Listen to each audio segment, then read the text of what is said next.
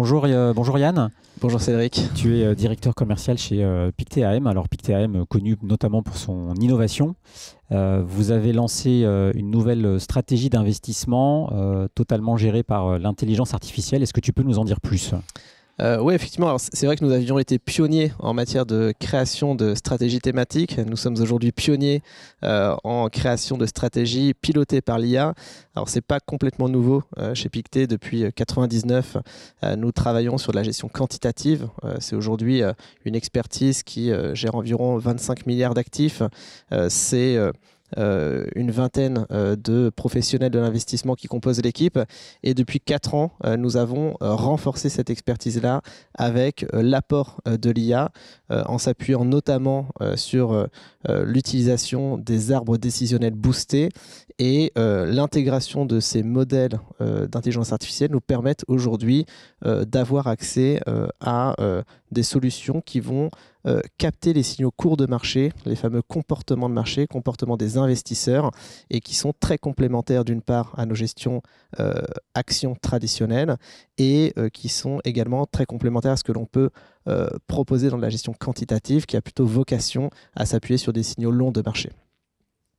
Alors, concrètement, comment fonctionne ce modèle d'investissement, notamment par rapport à des stratégies quantitatives ? Alors, d'une part, nous passons du quantitatif que l'on qualifie de 1.0, donc la gestion quantitative classique, c'est-à-dire un indicateur pour une action. Typiquement, nous regardons un indicateur de valorisation appliqué à un titre, et si cette valorisation passe en dessous de notre ratio cible, eh bien, nous allons acheter cette valeur. L'avantage et l'évolution avec l'IA, c'est que nous allons faire interagir tous ces signaux-là. Donc, nous passons d'une relation linéaire à une relation linéaire en analysant finalement des corrélations ou des interactions entre des signaux de valorisation, entre des signaux de short, entre des signaux de comportement des analystes, et tous ces éléments-là vont être analysés par ce modèle IA. Donc nous travaillons sur environ 400 paramètres qui sont appliqués à 1600 stocks, et le modèle est entraîné sur les 12 années passées.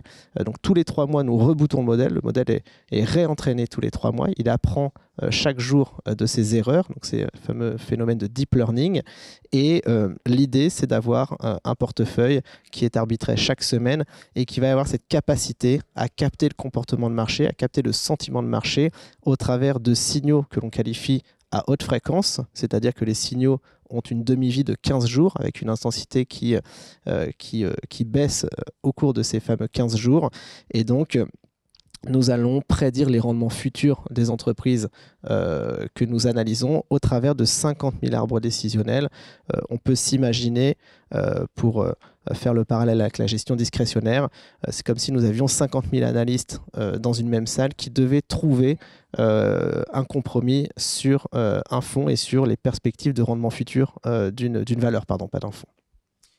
Est-ce que tu peux d'ores et déjà nous dévoiler les premiers résultats de cette stratégie ? Alors les premiers résultats sont plutôt très bons. Alors malheureusement on ne peut pas parler de performance ici, mais nous avons dupliqué cette stratégie en deux solutions d'investissement aujourd'hui. Une solution long only qui a plutôt vocation à venir concurrencer les ETF, puisque nous avons très faiblement chargé cette stratégie-là, 0,20 bips, 20 bips, 0,2%, et l'idée est d'avoir une stratégie qui a un bêta de 1, donc qui suit le marché en matière d'exposition sectorielle, géographique, etc.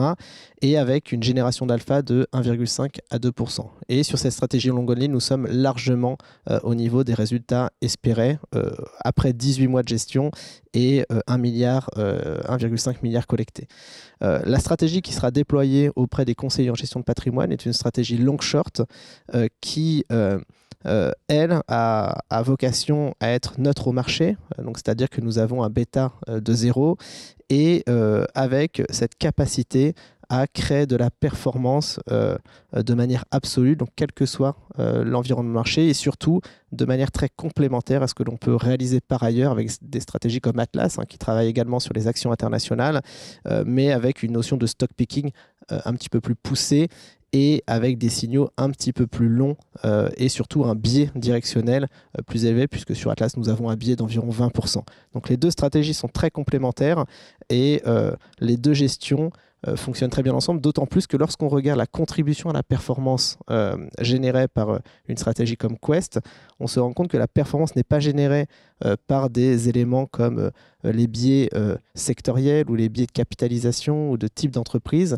Ce sont vraiment les interactions créées par ces signaux générés par l'IA qui sont générateurs de performance. Donc c'est le fait de trouver des relations entre différents signaux de momentum, de prix, de short, qui entrent dans cet outil que l'on a également complètement internalisé, hein, puisque nous sommes propriétaires de toute l'infrastructure technologique, c'est-à-dire que nous avons un data center qui est capable de passer aujourd'hui 10 000 milliards d'opérations par seconde, et donc c'est l'intégration dans ces 50 000 arbres décisionnels qui va nous permettre de construire une performance stable dans le temps.